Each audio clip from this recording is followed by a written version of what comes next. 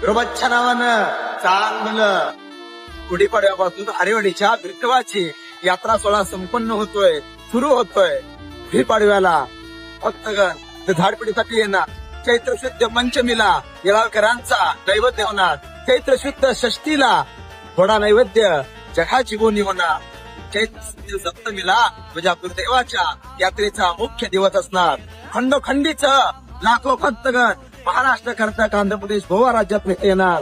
गुरुदेवाच्या दरबारी खूप शांती समाधान मागणार.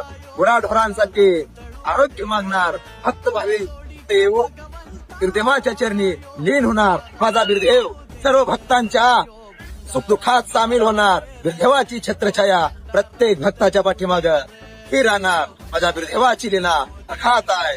येणाऱ्या भक्त भाविकांचं गुरुदेवाच्या यात्रेनिमित्त सहर्ष स्वागत. गुरुबच्च्या नावानं चांगलं